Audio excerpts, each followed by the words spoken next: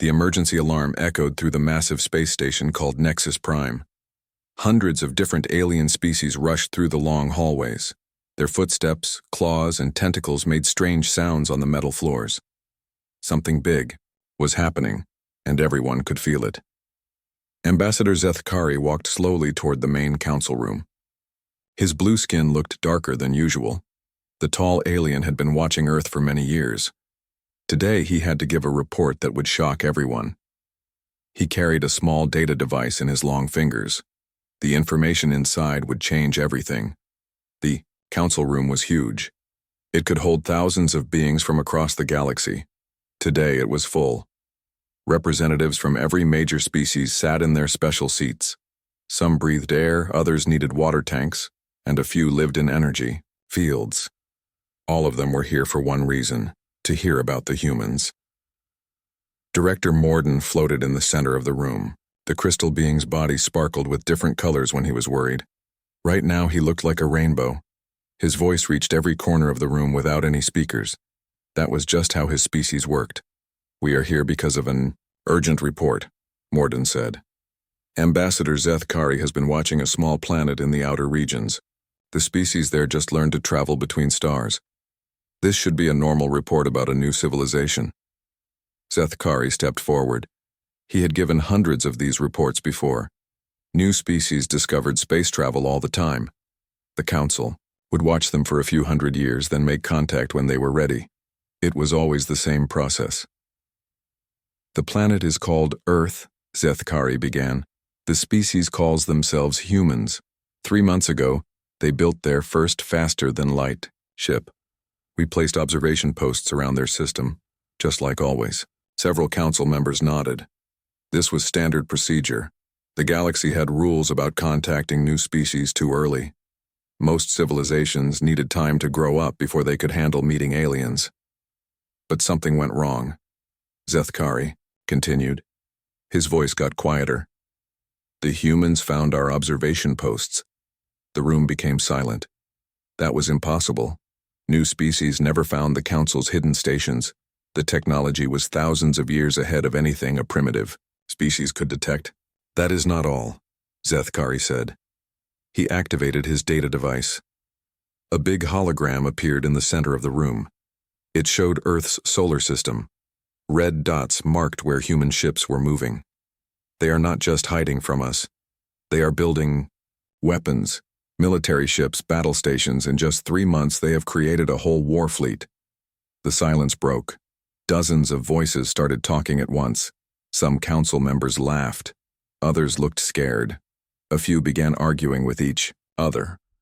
"This cannot be true," said Ambassador Glythine. The fish-like being's tank bubbled as she spoke. "New species always try to make contact peacefully. They send messages. They wave at our observation posts. They do not build armies."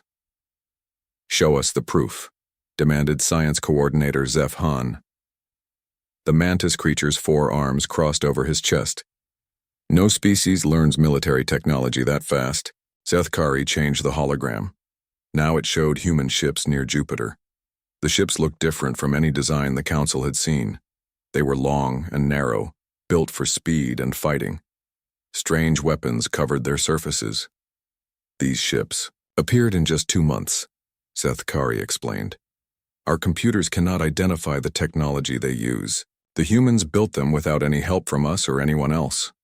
Director Morden's crystal body flashed bright red. That meant he was very worried. "How many ships?"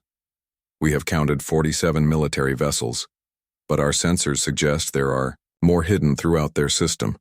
The humans are very good at hiding things." More voices filled the room. Some council members wanted to send diplomats immediately. Others thought they should wait and watch more. A few suggested sending the galactic military to stop any human expansion. "We are missing something important," said Ambassador Velkorth.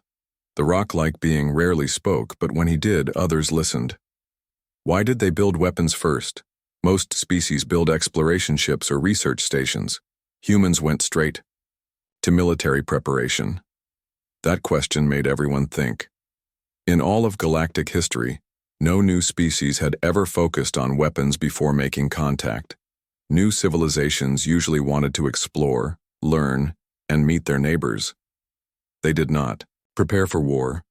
Zethkari had been afraid someone would ask that question. Our analysis suggests the humans expected to find hostile aliens. They seemed to believe that first contact might be dangerous. Dangerous? Glythene's tank bubbled faster. We are the most peaceful alliance in galactic history. We have not had a major war in 3,000 years. The humans do not know that, Zethkari replied. They only know that alien ships have been watching them in secret for years. From their perspective, we might be planning an invasion. The room fell silent again. When put that way, the human response seemed almost reasonable. If unknown aliens were secretly watching a planet, the people there might get worried. Meanwhile, millions of light years away, another meeting was taking place. Fleet Admiral Jake Morrison stood in the command center of the UES Defiance. The human warship was hidden behind one of Jupiter's moons. Around him, dozens of officers worked at their stations. "Status report," Morrison said to his second in command. Captain Lisa Rodriguez looked up from her computer screen. "All ships are in position, sir. The alien station is still there, hiding behind Jupiter's shadow. They do not know we can see them." Morrison nodded. For 2 years, humanity had known about the alien watchers. Earth's best scientists had studied them carefully. They learned to detect the alien ships and stations. More importantly, they figured out how the alien technology worked. "Communications officer," Morrison called out. "Are we ready to make contact?" "Yes, sir," came the reply. "All frequencies are prepared. The message is loaded and ready to transmit." Morrison looked at the main screen. It showed the hidden alien station. For months, humans had been planning this moment. First contact would not happen on alien terms. Humanity would introduce itself to the galaxy. "Captain Rodriguez," Morrison said, "take your ship and prepare the delegation. Today we go visiting." Rodriguez smiled. She had volunteered for this mission immediately. Like most humans, she was excited and nervous about meeting aliens, but she was also proud. Humanity would meet the galaxy as equals, not as primitive children. "Sir," Rodriguez said, "we are really doing this? We are about to knock on the galaxy's front door with battleships?" Morrison's expression was serious but confident. When someone has been watching your house for years without introducing themselves, you do not answer the door empty-handed. The human fleet began to move. In a few hours, the galaxy would discover that humans did not follow the usual rules for new species. Earth was ready to join galactic civilization, but only on human terms. The human fleet appeared out of nowhere. One moment, the space around Nexus Prime was empty. The next moment, 47 human warships surrounded the massive alien station. The Council's security systems had not detected them coming. Director Morden's crystal body flashed through every color possible. Emergency alarms screamed throughout the station. Thousands of alien beings ran to their emergency stations. In 3,000 years of galactic peace, nothing like this had ever happened. "How did they find us?" Morden asked his security chief. "Our station uses the best hiding technology in the galaxy." Security Chief Colvin, a creature that looked like a walking tree, checked his instruments frantically. "Sir, I do not know. Our shields are still active. According to our sensors, we should be completely invisible." On the main screen, the human ships moved into a perfect formation around the station. Each ship pointed its weapons away from Nexus Prime, but the message was clear. The humans were not here as helpless children begging for guidance. They had come as equals. A communication signal reached the station. The voice that came through was calm and professional. It spoke in perfect galactic standard language. "This is Fleet Admiral Jake Morrison of the Human Defense Initiative. We request permission to come aboard your station for formal first contact. We have much to discuss." The council chamber filled with confused voices. How did the humans know galactic standard language? That usually took years to learn. How did they know about communication protocols? Most importantly, how did they find the secret station? Director Mordoon tried to regain control of the situation. He activated the station's main communication system and replied to the human fleet. "This is Director Morden of the Galactic Council. We welcome you to our station. However, this is highly irregular. First contact usually follows established procedures." Admiral Morrison's reply came quickly. "Director Morden, we appreciate your welcome. We have studied your procedures carefully. We believe direct contact will be more efficient than waiting for formal introduction." Ambassador Zethkari whispered to Morden. "Sir? They have been studying us." "For how long?" Before Morden could answer, another human voice joined the communication. This one belonged to a woman. "This is Captain Lisa Rodriguez of the UES Vengeance. I will be leading the human delegation. We are prepared to dock with your station immediately." The council members looked at each other nervously. Everything about this first contact was wrong. New species were supposed to be overwhelmed by their first sight of galactic civilization. They usually spent weeks just staring at the technology. Humans seemed to treat it like a business meeting. "Very well," Morden replied.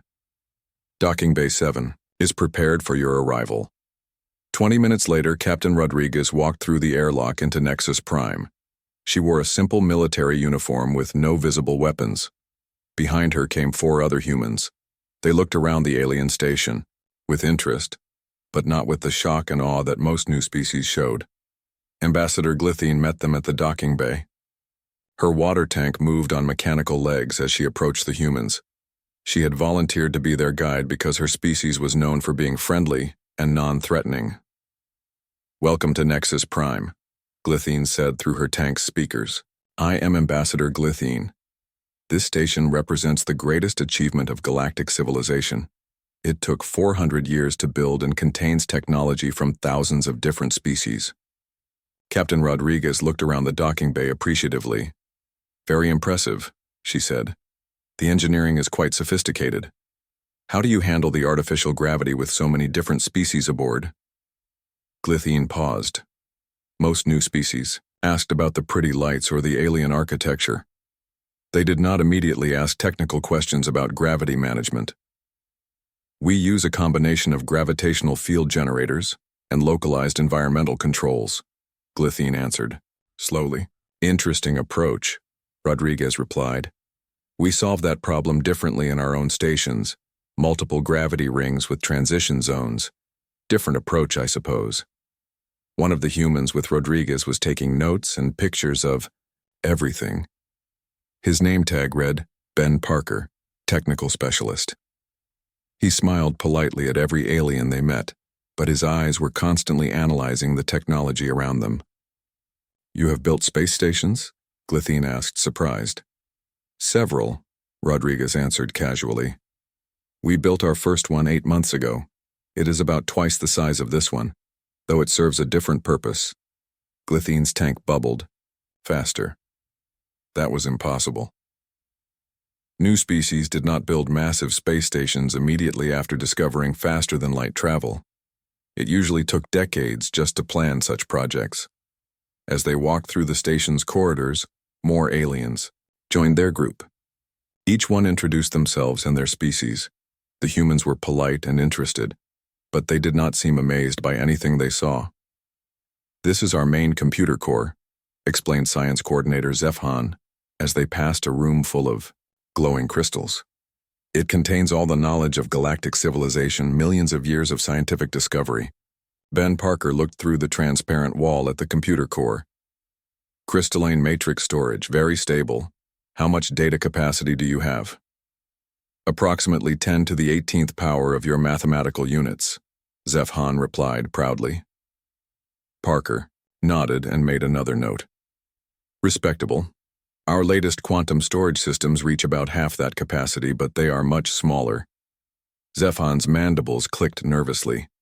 Half the capacity of the galaxy's greatest computer, in a smaller space built by a species that had just discovered space travel. That seemed impossible. They continued walking toward the main council chamber. Along the way, the humans asked polite questions about everything they saw, but their questions were not the simple, amazed queries of a primitive species. They were technical, detailed, and sometimes revealed knowledge that worried their alien guides. "How do you prevent quantum cascade failures in your power grid?" asked one human. "What materials do you use for radiation shielding at these power level?" asked another. "Have you considered using antimatter containment as a backup power source?" asked a third. Each question made the aliens more nervous. These humans clearly understood advanced technology. More importantly, they seemed to have solutions to problems that the Council was still working on. Captain Rodriguez noticed the growing concern among their alien guides. She decided to address it directly. "I know this first contact is not going as you expected," she said to Glythine. "Most species probably need time to understand galactic civilization before they can participate meaningfully." "Yes," Glythine agreed carefully. "Usually new species spend years just learning our basic technologies." Rodriguez smiled. "We had an advantage. We have been watching and learning for quite some time. When you observe someone carefully, you can learn a lot about how their technology works." The group of aliens stopped walking. They all stared at Rodriguez. "You have been watching us?" Morden asked through the station's communication system. His voice reached them from speakers in the walls. "Of course," Rodriguez replied. "You have been watching us for years. We would have been foolish not to return the favor. Fair is fair, after all." The aliens looked at each other with growing alarm. If the humans had been watching the Council's observation posts, what else had they discovered? How much did they know about galactic civilization? More importantly, what were they planning to do with that knowledge? Ben Parker continued taking pictures and notes as they walked. His casual behavior and friendly questions suddenly seemed much more significant. He was not just a curious visitor. He was gathering intelligence about the galaxy's most advanced technologies. As they approached the council chamber, Rodriguez looked around at their worried alien guides. "Don, not worry," she said with a reassuring smile. "We come in peace. We just believe in being prepared for all possibilities." That statement did not make the aliens feel any better. A species that prepared for all possibilities might be more dangerous than anyone had realized. On Earth, President Maria Santos sat in her office deep underground. The secret command center had been built specifically for this day. She watched multiple screens showing the human fleet around the alien station. Everything was going according to plan, but she still felt nervous. "Status report," she said to her communications officer. "Captain Rodriguez has successfully boarded the alien station. First contact is proceeding normally. No signs of hostility from either side." Santos nodded, but she knew the hard part was just beginning. The rest of humanity had no idea that first contact was happening right now. As far as the public knew, their military was conducting a deep space training exercise. That cover story was becoming harder to maintain. "Ma'am," another officer called out, "we are getting reports from observatories worldwide. Amateur astronomers are tracking our fleet's departure trajectory. Some are asking questions about why so many ships left the solar system at once." Santos rubbed her temples. Keeping first contact secret was necessary, but it created other problems. If the public found out before the mission was complete, it could cause panic or interfere with the negotiations. "Maintain the cover story for now," she ordered. "Tell the observatories that we are testing new navigation systems in deep space." Meanwhile, aboard Nexus Prime, the cultural exchange was becoming more complicated. Captain Rodriguez and her team had reached the main council chamber. The huge room was filled with representatives from hundreds of different alien species. Director Morden floated in the center of the chamber. His crystal body was cycling through colors rapidly, which meant he was very stressed. "Captain Rodriguez," Morden began, "we welcome humanity to galactic civilization. However, your arrival methods are highly unusual. We must discuss proper procedures for new species." Rodriguez looked around the chamber calmly. She had studied recordings of this room for months. Seeing it in person was impressive but not overwhelming. "We appreciate your welcome, Director Morden. We understand that our approach is different from your normal procedures. However, we believe it is appropriate given the circumstances." "What circumstances?" asked Ambassador Velkorth, the rock-like being. The fact that you have been secretly watching our planet for years, Rodriguez replied simply. Most first contact scenarios assume that both species discover each other naturally. Our situation is different. Science coordinator Zeph Han stepped forward. His forearms gestured as he spoke. We observe new species to protect them. Contact him. Too early can destroy developing civilizations. It is for your own safety. Ben Parker looked up from his note-taking. That is very thoughtful. However, we prefer to make our own decisions about safety. We have been making those decisions quite successfully. What do you mean? Zeph Han asked. Rodriguez nodded to Parker, who activated a small device. A hologram appeared showing Earth's solar system. Red dots marked defensive positions throughout the system. While you were observing us, we were preparing for various possibilities, Rodriguez explained. We have built defensive installations, weapon platforms, and rapid response fleets. We wanted to be ready for any type of first contact. The council chamber became very quiet.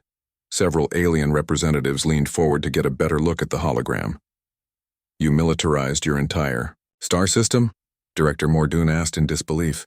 We prefer the term defensive preparations, Rodriguez corrected. Though I suppose it depends on your perspective. Ambassador Glithine's tank bubbled nervously. This is unprecedented. New species do not typically assume that first contact will be hostile. We do not assume anything, Rodriguez replied. We prepare for multiple scenarios. Best case, we meet friendly neighbors and everyone benefits. Worst case, we meet hostile aliens and we are ready to defend ourselves. Another human stepped forward. His name tag read, Alex Thompson, Chief Engineer. He had been quiet during most of the tour, but now he spoke directly to the assembled alien scientists. We would be happy to demonstrate some of our defensive technologies, Thompson said. We have made some interesting advances in antimatter storage and manipulation. Science coordinator. Zeph Han's mandibles clicked with interest despite his nervousness. You have developed antimatter technology? That usually takes centuries to master safely. Third generation, actually, Thompson replied casually. Our first attempt was too unstable. The second version was too bulky for our ships. This current design is much more efficient. The alien scientists looked at each other with growing alarm. Antimatter technology was one of the most dangerous and difficult technologies in the galaxy. Most species needed hundreds of years and outside help to develop it safely. Humans had apparently done it in less than 2 years, completely on their own. Would you be willing to share your technical specifications? Asked a spider-like alien from the Research Council. Thompson smiled politely. That would depend on what you are willing to share in return. We are interested in establishing mutually beneficial relationships. Director Mordoon realized that the humans were not here as students learning from their betters. They were here as potential partners expecting equal treatment. That was not how first contact usually worked. Captain Rodriguez, Mordoon said carefully, you mentioned preparing for various scenarios. What other contingencies have you considered? Rodriguez and her team exchanged glances. They had expected this question, but it was still a sensitive topic. We have prepared for the possibility that galactic civilization might not welcome new members, Rodriguez said diplomatically. History teaches us that established powers sometimes view newcomers as threats. And if we viewed you as threats? Asked Ambassador Velkorth bluntly. The humans remained calm, but their answer sent chills through the alien council. Then you would discover that we are very good at defending ourselves, Thompson said simply. We hope that will not be necessary, but we are not naive about galactic politics. Ben Parker added quietly, we have studied your military capabilities based on our observations. Our defensive preparations are designed to handle conflicts with technology significantly more advanced than our own. The council chamber erupted in whispered conversations. The implications were staggering. Humans had not just built defenses, they had specifically designed them to fight galactic-level technology. President Santos watched the proceedings from Earth, feeling a mixture of pride and worry. The plan was working, but it was also revealing just how much humanity had changed in the past 2 years. Fear of hostile aliens had transformed Earth into a fortress world. "Ma'am," her communications officer said, "Admiral Morrison is requesting permission to reveal additional capabilities." Santos thought carefully. They were past the point of no return now. The aliens needed to understand exactly what humanity brought to galactic civilization. "Permission granted," she said. "Show them everything." Back on Nexus Prime, Rodriguez received the message from Earth. She looked around the chamber at the hundreds of alien faces watching her. "Director Morden, we have been authorized to share additional information about human capabilities. We believe transparency is important for building trust." Morden's crystal body flashed bright red. He was not sure he wanted to know what other surprises the humans had prepared. "Please proceed," he said reluctantly. Rodriguez activated another device. A new hologram appeared, showing the positions of every human ship and installation in the solar system. The aliens saw defensive platforms hidden throughout the asteroid belt, mobile weapon platforms disguised as research stations, and massive installations on the dark sides of moons. "Our defensive network extends throughout the solar system," Rodriguez explained. "We have also developed rapid deployment capabilities for extending our defenses to other systems." The chamber fell completely silent. The humans had not just prepared to defend Earth. They had created a military infrastructure capable of protecting multiple star systems. "Other systems?" whispered Ambassador Glythine. "We believe in helping our friends," Rodriguez said with a smile. "Once we join galactic civilization, we want to contribute to everyone's security." Director Morden realized that first contact had become something entirely unexpected. The humans were not asking to join galactic civilization as junior members. They were offering to become partners, potentially very powerful partners. The question now was whether the galaxy was ready for that kind of partnership. The emergency session of the Galactic Council had been going on for 6 hours. Representatives from every major species argued loudly about what to do with the humans. The debate was unlike anything in galactic history. "This is madness," declared Ambassador Zethkari. "No new species has ever prepared for war before making first contact. It goes against every precedent we have." "Perhaps our precedents are wrong," replied Ambassador Velkorth. The ancient rock being rarely spoke, but when he did, others listened. "The humans raise valid points about our observation methods." Director Morden tried to maintain order, but the situation was getting out of control. Half the council wanted to immediately accept humanity as full members. The other half wanted to classify them as a potential threat and respond accordingly. "Let me understand this correctly," said Science Coordinator Zeph Han. "The humans detected our observation posts, reverse-engineered our technology, built a massive military force, and now want to join the Council as equals, all in less than 3 years." "That is an accurate summary," Morden confirmed. "It is impossible," Zeph Han insisted. "No species develops that quickly. Even with our help, most civilizations need decades to build space-based military forces." Ambassador Glythine's tank bubbled frantically. "What if they are lying? What if they had help from someone else? Another galactic power we do not know about?" The thought sent new waves of concern through the chamber. If humans had secret allies, it could change the balance of power in the galaxy. Meanwhile, Captain Rodriguez and her team waited in a comfortable guest area of the station.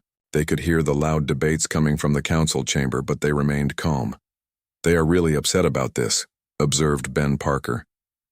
He continued analyzing the station's technology while they waited. "Their computer systems are more advanced than we expected, but their security protocols are surprisingly simple. Do not hack anything while we are here," Rodriguez warned him. "We want to make a good first impression." Alex Thompson was studying the station's power distribution systems. "Their antimatter containment is very conservative, much safer than our designs, but also much less efficient." "Different approaches," Rodriguez replied. "They have had thousands of years to perfect safety. We had 2 years to perfect effectiveness."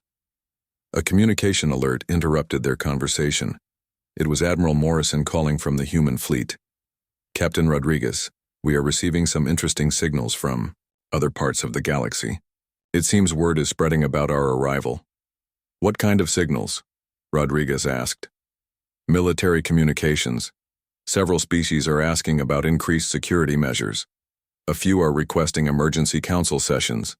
I think we have made quite an impression. Rodriguez was not surprised. The humans had expected their arrival to cause concern throughout galactic civilization. Any hostile responses? She asked. Not yet. But we are detecting increased military activity in several nearby systems. Nothing threatening, but definitely heightened alert status. Back in the council chamber, the debate was becoming more intense. Ambassador Glithine had just finished presenting a detailed analysis of human technology based on what they had observed. Their antimatter systems are completely different from ours, she reported. They use magnetic containment fields we have never seen before. The power output is significantly higher than our safest designs. Higher power means higher risk, warned Science Coordinator Zifhan. Antimatter accidents can destroy entire star systems. Or higher power means better effectiveness, countered Ambassador Velkorth. Perhaps we have been too cautious in our own development. The military representative, General Korthak, had been silent throughout most of the debate. His warrior, species rarely spoke unless directly asked. Now he stood up, and his massive form commanded attention. The humans have done something no other species has accomplished, he said in his deep voice. They prepared for first contact as if it were a military operation. That shows wisdom. Wisdom? Several council members protested. Think about it, General Korthak continued. For thousands of years we have approached new species assuming they would be peaceful and grateful for our guidance. What if we encountered a species that was not peaceful? What if we met aliens who viewed our contact as an invasion opportunity? The chamber became quiet as representatives considered this possibility. The humans assumed we might be hostile, General Korthak explained. They prepared accordingly. When they discovered we were peaceful, they approached us as equals rather than as supplicants. This shows both caution and intelligence. Director Mordun realized the general was right. Humanity's approach was unusual, but it was also logical from their perspective. However, General Korthak added, we must also consider what their preparations tell us about human nature. They are clearly a warrior species. That could be valuable or it could be dangerous. The debate continued, but now with a different focus. Instead of arguing about whether humans were too aggressive, the council began discussing whether galactic civilization needed more military-minded members. President Santos received regular updates on the negotiations from Admiral Morrison. The discussions were taking longer than expected, but that was not necessarily bad. It meant the aliens were taking humanity seriously. Ma'am, her communications officer announced, we are receiving signals from Earth's surface. Several governments are asking about the military exercises. They want to know when our ships will return. Santos had been expecting this. Keeping first contact secret was becoming impossible. Soon she would have to tell the world that humans were no longer alone in the universe. Prepare the disclosure protocols, she ordered. If negotiations continue much longer, we will need to inform the public. The thought of revealing alien contact to 7 billion people was terrifying, but it was also exciting. Humanity was about to join a galactic community spanning thousands of worlds. Back on Nexus Prime, the council was finally reaching a decision. Director Morden called for attention from all representatives. We have debated for many hours, he announced. It is time to make a formal decision about humanity's request to join galactic civilization. Captain Rodriguez and her team were escorted back into the council chamber. The mood was different now, more serious, but also more respectful. Captain Rodriguez, Director Morden began, the council has reviewed your request for membership. We have also discussed the unusual circumstances of your arrival and your species' rapid technological development. Rodriguez waited calmly for the decision. Behind her, Ben Parker had stopped taking notes. Alex Thompson put away his technical instruments. This was the moment that would determine humanity's future in the galaxy. The council has reached a consensus, Morden continued. We are prepared to offer humanity associate membership status. with the possibility of full membership after a probationary period of 50 standard years. Rodriguez remained calm, but inside she felt disappointed. Associate membership was what the Council offered to species that were not quite ready for full participation in galactic affairs. Director Mordoun, she replied politely, we appreciate the offer. However, we would prefer to discuss full membership immediately. The chamber erupted in surprised voices. New species never turned down associate membership. It was considered a great honor. Captain Rodriguez, Mordoun said carefully. Full membership requires meeting very specific criteria. Most species need decades of associate membership to qualify. Rodriguez smiled. We understand the requirements. We believe we already meet them. She activated her communication device and contacted Admiral Morrison. Admiral, please transmit the qualification data to the Council. What appeared on the chamber's main screen shocked every alien present. Humanity had not just studied galactic civilizations' membership requirements, they had specifically prepared to meet every single criterion. The Council was about to discover that humans had been preparing for this moment much longer than anyone realized. The data that Admiral Morrison transmitted to the Council chamber left every alien representative speechless. On the main screen, detailed charts and graphs showed exactly how humanity met each requirement for full galactic membership. Technological parity. Captain Rodriguez began reading from the list. Our antimatter systems, faster than light travel and defensive capabilities demonstrate equivalent technology to existing Council members. Science Coordinator Zefhan's mandibles clicked nervously. The human technology was not just equivalent. In some areas, it was more advanced than what most Council species used. Spacefaring capability, Rodriguez continued. Our fleet operations and system-wide defensive network show we can operate effectively across multiple star systems. General Korthak nodded approvingly. The human military deployment was more sophisticated than many species achieved after centuries of galactic membership. Cultural stability, Rodriguez read next. Our unified planetary government and successful management of first contact protocols demonstrate political maturity. Director Mordoun's crystal body flashed through several colors. Cultural stability usually took hundreds of years to develop. Humans claim to have achieved it in less than 3. Finally, Rodriguez concluded, the ability to contribute meaningfully to galactic security and prosperity. The screen changed to show new data that made several Council members gasp. It was a detailed analysis of galactic military capabilities, trade routes, and potential threats that the humans had compiled entirely from observation. We have identified several ways we can strengthen galactic civilization, Rodriguez explained. Our defensive technologies can be shared with allied species. Our rapid response capabilities can help protect trade routes. Our manufacturing capacity can support economic growth. Ben Parker stepped forward and activated another display. This one showed human industrial output compared to other galactic civilizations.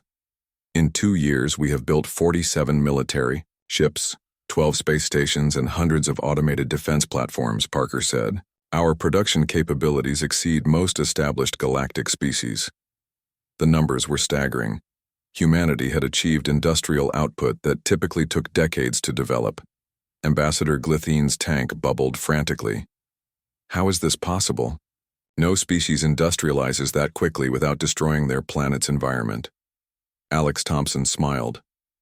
We learned from your mistakes. Our observations of other species showed us which industrial methods cause environmental damage. We developed cleaner alternatives from the beginning. The revelation that humans had studied galactic industrial history and improved upon it sent new shockwaves through the chamber. Ambassador Velkorth, the ancient rock being, finally spoke. You have been preparing for this moment for much longer than 2 years. Rodriguez nodded.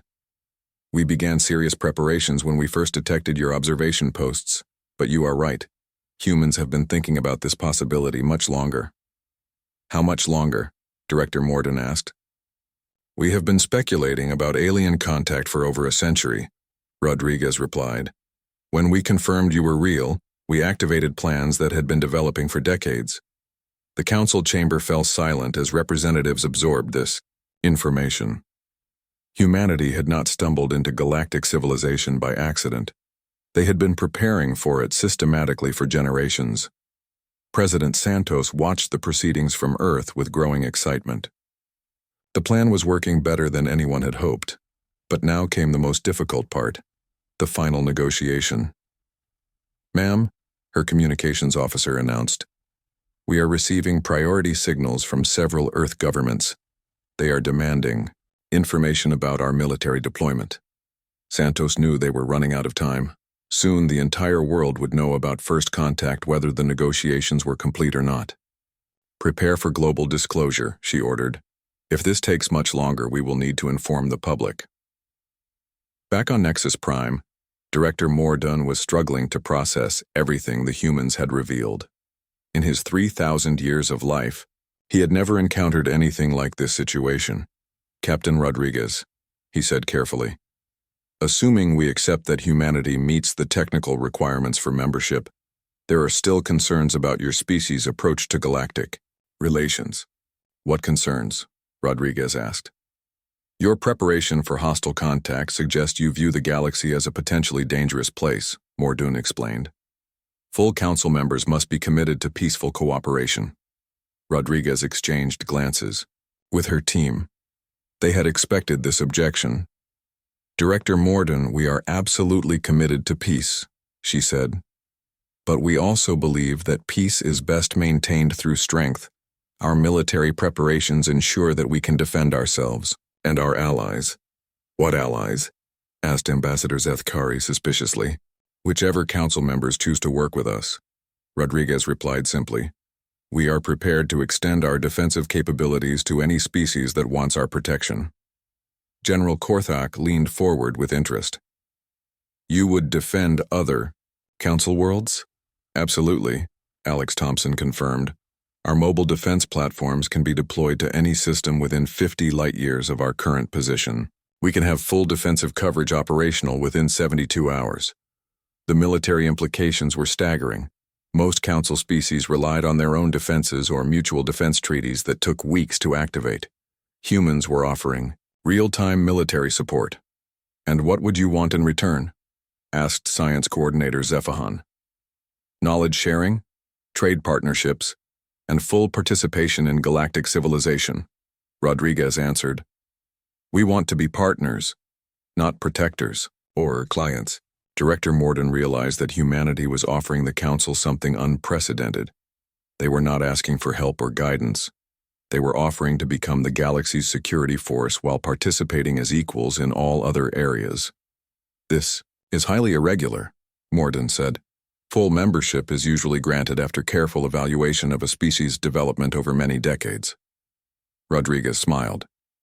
"We understand that our approach is unusual, but Director Mordun, with respect, your traditional approach has never dealt with a species like humanity." She activated her communication device one more time. "Admiral Morrison, please show them the final data."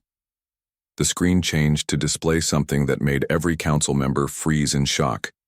It was a detailed schematic of 3 alien observation posts that humans had not just detected, but had actually infiltrated. "When Director Mordun asks how we knew about the observation posts," Rodriguez said calmly, "please tell him we did not just detect them. We have been inside 3 of them. Your security protocols are quaint." The silence in the chamber was deafening. For years, the galaxy's most advanced civilizations had believed their observation technology was undetectable. Humans had not only found it, but had walked through it like it was not even there. Ambassador Glethine's tank bubbled in what could only be described as panic. "You infiltrated our observation posts?"